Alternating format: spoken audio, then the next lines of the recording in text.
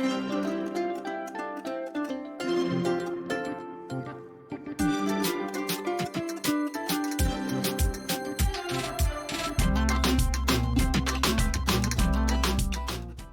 c'est un test technique au niveau des logiciels. Donc, n'hésite pas à me dire si tu entends bien tout et si tout fonctionne de ton côté. Hop, je vais voir là.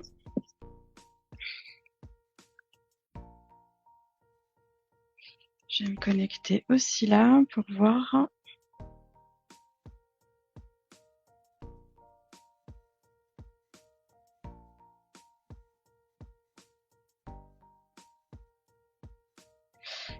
Alors, je suis complètement à l'aveugle. Je sais pas si je parle, si on m'entend, si ça passe ou pas du tout.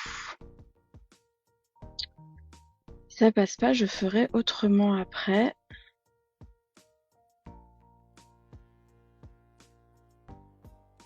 Si, je pense que c'est bon, ça passe. Du coup, c'est ballot, je ne vois pas les commentaires.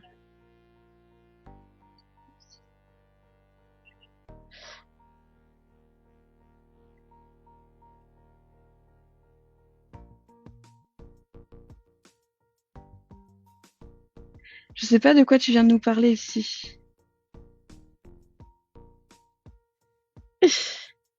Je viens de parler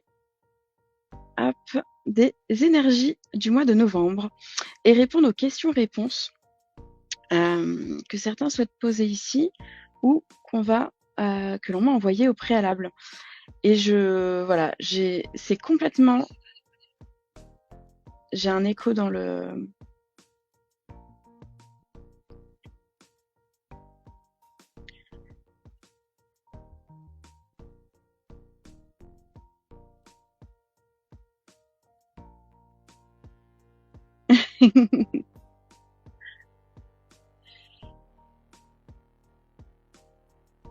Donc là, dans les questions que j'ai eues, non, déjà, je vais commencer un petit peu à parler. Il y a quelques jours, on discutait un petit peu des énergies du mois de novembre, notamment de la pleine lune.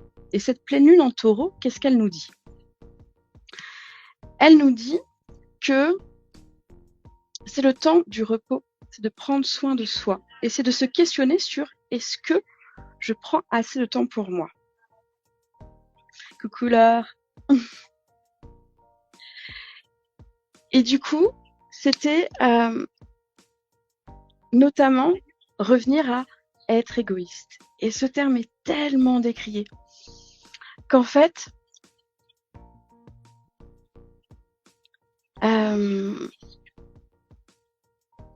faut savoir que j'ai un écho, j'ai double écran, c'est sympa. Et du coup, c'est donc revenir à cet égoïsme. Et l'égoïsme en Human Design, on va notamment le voir avec ce centre qui s'appelle Ego. Et j'expliquais que moi, si je suis désalignée, si je suis pas bien, mon centre est non défini. Dès que certaines personnes vont dire non, moi je veux ci, ça là je pense à moi, etc. Parfois, moi, ça fait remonter plein d'émotions. Et on discutait de ça en disant que l'égoïsme était une bonne chose, mais qu'on nous a tellement construit, et moi la première, avec passe les autres avant toi, fais passer les autres en priorité, fais un effort pour les autres, que du coup, on ne sait plus. Moi, personnellement, je me suis complètement déconnectée de ce que je voulais moi, de qui j'étais moi, etc. Et je disais que pour moi, c'était revenir aussi à cette authenticité-là, de qui on est et de qui on veut être, et de oui, se placer en priorité.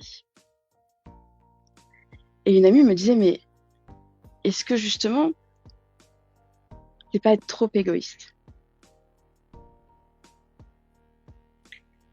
Et je disais que pour moi, un égoïsme désaligné, c'est quand on cherche à avoir l'ascendant sur l'autre. C'est quand on est dédaigneux envers l'autre. C'est quand on dit, moi je sais, moi je suis qui je suis, moi je pense à moi, mais je me sens supérieur à l'autre. Là, pour moi, c'est un égoïsme désaligné. C'est revenir à je pense à moi, je me place en priorité, mais je me sens pas supérieure à l'autre. C'est un oui pour moi. Ce n'est pas contre l'autre, ce n'est pas pour montrer mon ascendant, ma supériorité, qui souvent cache justement autre chose. Donc n'hésite pas à me dire un petit peu ce que ça t'évoque.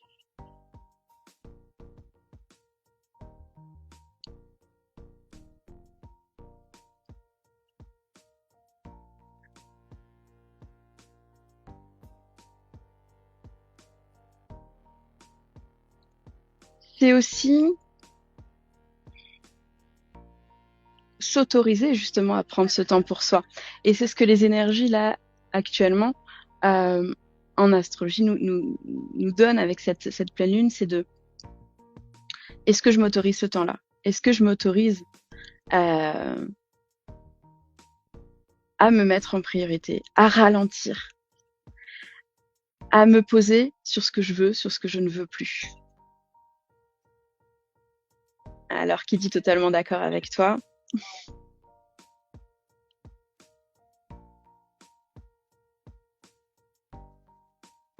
Je regarde en parallèle, j'ai un doute.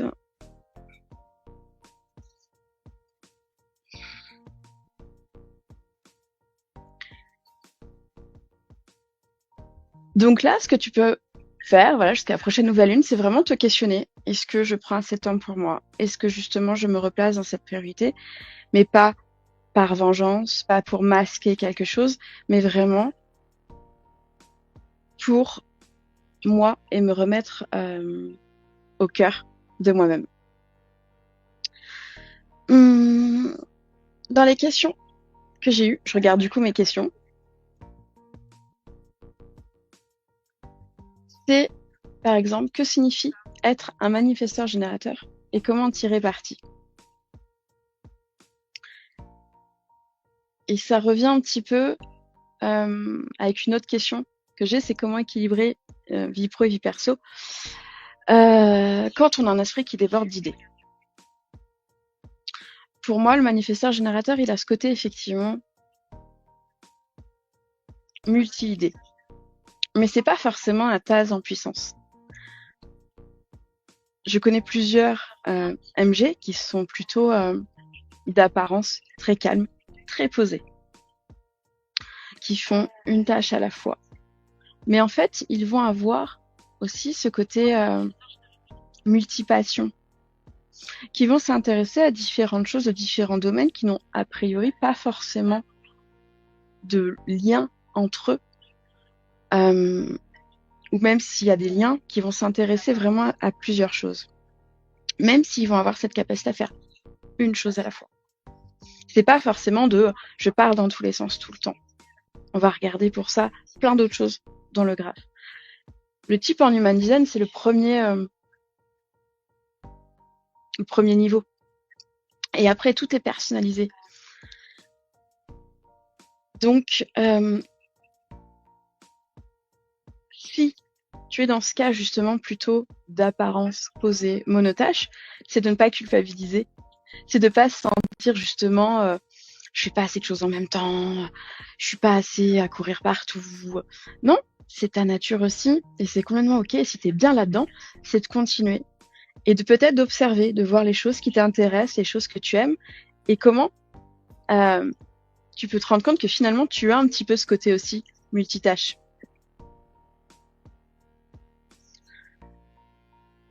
Ça va être aussi, si à l'inverse, tu as justement ce côté un peu pile électrique. Salut Steven. Si justement tu as ce côté aussi pile électrique du manifesteur générateur, à passer dans tous les sens, à avoir envie de faire plein de choses en même temps, c'est toujours de revenir à ce qui te fait vraiment envie, toi. Moi, je suis MG, j'ai ce côté à une capacité à pouvoir partir dans plein de directions différentes en même temps. Mais à me lasser tout aussi vite. Donc, c'est vraiment revenir à ce qui me plaît vraiment, profondément, et que je vais avoir envie d'amener, en tout cas le plus loin possible. C'est toujours s'autoriser à revenir en arrière, ça ne vibre plus. Et moi, j'ai besoin de hiérarchiser. Typiquement, moi, la matrice Eisenhower, c'est quelque chose que j'adore, qui me permet de vraiment lister les tâches et voir ce qui est plus important maintenant, ce qui me fait plus kiffer maintenant, et de pas partir dans tous les sens. Je vais bloquer aussi des blocs temps dédiés pour chaque activité ou pour chaque aspect que j'ai envie de voir. C'est aussi s'accepter à avoir différents domaines d'activité, même dans le business. C'est ce côté, oui, il faut qu'une seule niche et qu'une seule activité. Je continue à toujours chercher cet équilibre, mais il y a vraiment ce côté-là aussi, de comment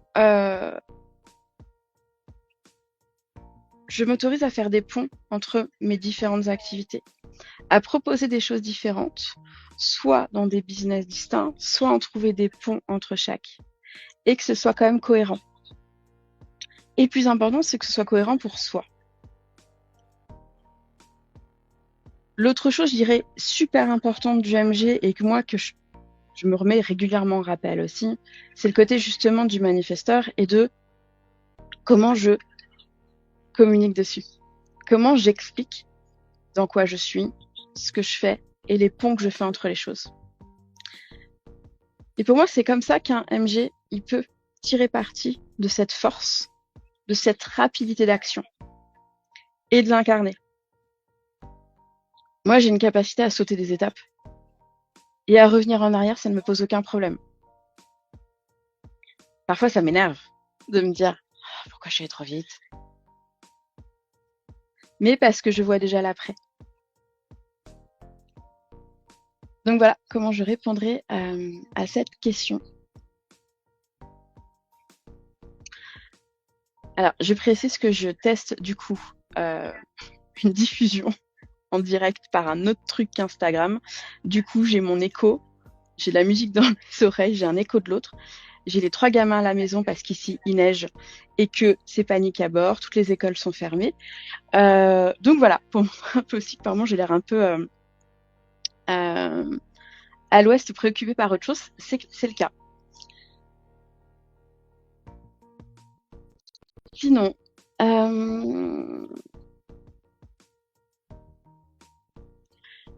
la question aussi que j'ai eue, c'est comment faire face au jugement des autres lorsqu'on rentre pas.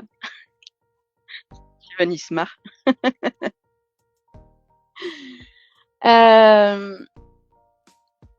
Lorsqu'on ne rentre pas dans les cases.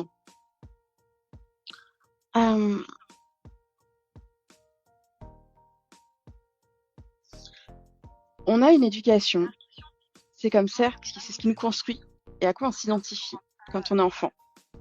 Puis après, il y a la société, il y a les croyances qu'on se crée, il y a les carapaces, il y a énormément de conditionnement. Et à un moment donné, il y en a qui seront toujours dans ce fil droit, linéaire, et qui seront bien là-dedans. Et c'est OK. Et il y en a qui vont à un moment donné se sentir constamment pas assez, ou trop peu, ou qui vont plus pouvoir réussir à se contorsionner pour rentrer dans les cases que la société nous impose. Je mets des guillemets parce que souvent c'est nous-mêmes qui nous les imposons, parce qu'en fait on est libre. On est libre d'appliquer les règles que l'on veut. Alors, oui, il y a des règles, il y a des lois, mais par exemple, je veux dire oui, moi je décide aujourd'hui, je prends l'exemple de la voiture parce que c'est un exemple que j'ai donné hier sur mon groupe Telegram. Je décide de me garer sur un trottoir. Je sais que je peux me faire verbaliser, mais j'ai décidé aujourd'hui de le faire parce que j'ai envie d'être à côté, parce que j'avais pas envie de marcher loin. Mais j'accepte les conséquences de mes actes. On peut être différent sans que ce soit pénalement répréhensible, bien entendu, et heureusement. Et en fait, en affirmant des différences, on va être le miroir de l'autre. Donc on peut tomber sur des personnes en face qui vont nous dire, qui vont réagir parce qu'on va toucher des parties d'elles. Et si ça nous touche, c'est qu'elle-même va aussi toucher une autre partie de nous, qui peut-être a peur de ne pas être aimée, a peur du rejet, a peur de ne pas être suffisante, a peur de passer pour une barrée. Moi, toute ma vie, j'ai appris à la fermer, à faire des sourires et à faire comme si tout allait bien. Pourtant, ma vie était complètement chaotique. Et j'ai appris juste à bien me taire. Et parce que par peur du jugement. Parce que par envie de susciter les réactions en face que je ressentais. Par envie de gérer les critiques. Peur de la critique. Et il y a plein d'expériences dans ma vie qui m'ont dit que pour être en sécurité, reste caché, reste bien chez toi, rentre dans le moule et fais ce qu'il faut pour ça. Et sauf qu'à un moment donné, c'était plus possible. À un moment donné, c'est aller voir la part de toi qui est touchée et accepter que l'autre, il a aussi sa propre histoire, ses propres réactions, ses propres opinions. Que oui, en osant se montrer, en osant être différente, à le revendiquer ou à donner une opinion, même une opinion différente, on va susciter des réactions. Mais c'est aussi de pas en être touché, d'entendre que c'est la responsabilité de l'autre. Si l'autre, j'ai des scènes où voilà où des personnes se sont énervées, sont sorties complètement. Et c'est très instable et désagréable. Mais c'est vraiment de revenir à ça appartient à la personne. Bien sûr, si on n'est pas dans l'attaque, dans le j'ai raison et tout le monde doit faire comme moi, mais juste de dire moi je vis comme ça. Moi, quand j'ai dû annoncer à mon père, on reste dans le même boulot toute sa vie, que j'avais envie de remonter une boîte. J'avais déjà monté une, j'avais déjà fait le coup. Sauf qu'entre-temps, j'avais passé les concours, je suis devenue fonctionnaire. Le bon job, bien sécure. Et que là, je lui dis, je vais quitter tout ça. Je perds les bénéfices de mon concours. Je pourrais plus retourner là-dedans. Je n'ai plus envie. Et que je remonte une boîte. Et qu'en prime, à ce moment-là, je n'arrivais pas à lui expliquer ce que je voulais faire comme activité. Je n'arrivais pas à expliquer ce que j'allais apporter comme accompagnement et à mettre des mots dessus. Je le ressentais, mais je n'arrivais pas à mettre des mots dessus et surtout pas à quelqu'un où je savais qu'il allait être de toute manière fermé en me disant « Mais quelle connerie tu fais ma fille !» Et oui, ma belle famille, ça a été quelque part aussi pareil. Mais qu'est-ce qu'elle fait? Ils viennent d'acheter une maison. Il y a un crédit IMO pendant 20 ans. Elle quitte sa sécurité, son salaire qui tombe tous les mois pour faire autre chose. Et pareil, sans explication non plus. Parce qu'en plus, du coup, je n'en parlais pas complètement de ce que j'allais faire. Donc les gens ne pouvaient pas comprendre, ne pouvaient être que dans cette incompréhension de dire elle est un peu jetée. Maintenant, les personnes qui m'ont vu animer des séances, qui ont fait des séances avec moi, vont dire ok, t'as trouvé ton truc, je comprends ce que tu fais. En parlant avec son cœur, avec son alignement, en donnant sa vérité à soi, l'autre pourra accepter, même s'il doit cheminer pour ça. Mais en tout cas, même s'il peut-être n'acceptera pas, mais en tout cas, il pourra se connecter à ça, à ce qui nous anime. Si tu dis moi je fais ça parce que soit même je suis très blessée, ou là je suis animée par ça, ou là je crois en ça, là tu vas pouvoir te connecter à l'autre, là tu vas pouvoir te connecter à toi et transmettre ça.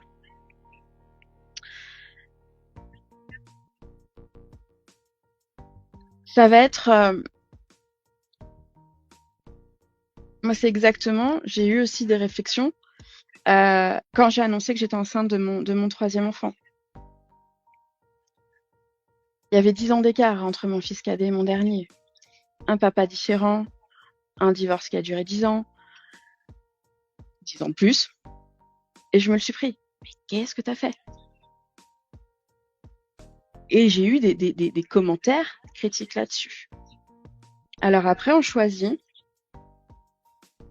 d'y répondre, d'argumenter, en disant, écoute, moi je sais ce que je fais, c'est mon choix, voilà pourquoi j'en suis arrivée là. Voilà pourquoi aujourd'hui cette grossesse est miraculeuse et c'est mon bébé arc-en-ciel, etc. Que j'ai conscience de ce que je faisais. Salut Laure. Et à la fois, on peut aussi avoir le choix juste de couper. Moi, j'ai eu par exemple un commentaire de quelqu'un que j'avais pas vu depuis des années. On avait nos 2 fils aînés qui avaient le même âge, voilà, qui a mis une critique. Et j'ai estimé que je n'avais pas à argumenter parce qu'on était juste dans de la critique. Donc j'ai coupé, j'ai supprimé de mes amis. Stop. Je veux pas lire de ce genre de choses. Mais dans un autre contexte, avec d'autres personnes, j'aurais juste expliqué. Ce n'est pas se justifier. C'est dire voilà mes choix. Voilà moi ce que je fais. Et voilà pourquoi je le fais. Maintenant, toi t'en aurais fait d'autres, c'est ok. Toi tu ne comprends pas, c'est ok. Et c'est ça aussi, toujours se respecter l'autre. Et on en revient à ce que je disais au début. Ça va être vraiment de s'autoriser à être égoïste, mais sans être condescendant par rapport à l'autre. C'est accepter que l'autre sera aussi égoïste. Et qu'il y a des moments, du coup, il te dira non. Que des moments, il ira pas dans ton sens. Parce qu'il se dira oui à lui. Donc, il n'y a pas besoin d'être oh, il m'a pas dit oui. Et ce sera à toi d'aller voir cette partie-là. On n'est jamais à la même place. Donc, à un moment donné, tu es de ce côté-là. Et puis, à un moment, on peut être de l'autre. Et puis, à un moment, on peut être dans le jugement. Et j'en ai parlé d'ailleurs dans mon canal Telegram. Là, les derniers messages, c'était justement sur le jugement hâtif qu'on peut avoir quand on voit une scène, une situation et de ce que ça dit sur nous.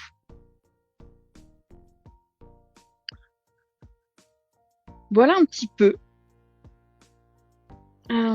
Est-ce qu'il y a d'autres questions ici?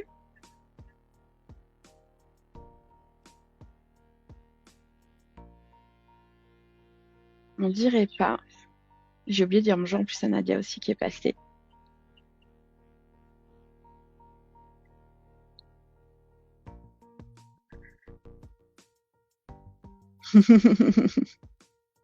Merci Steven.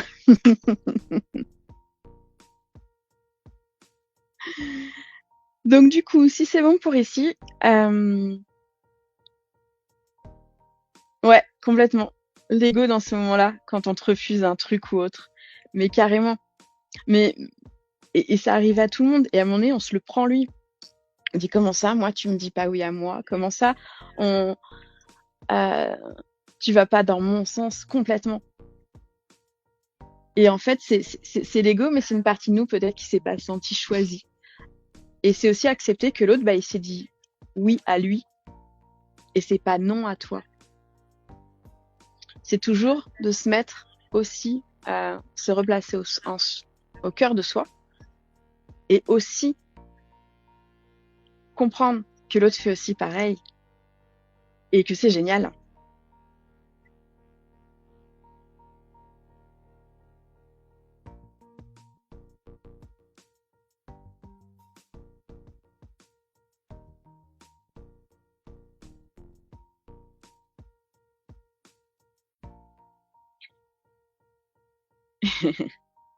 Mais des pouces.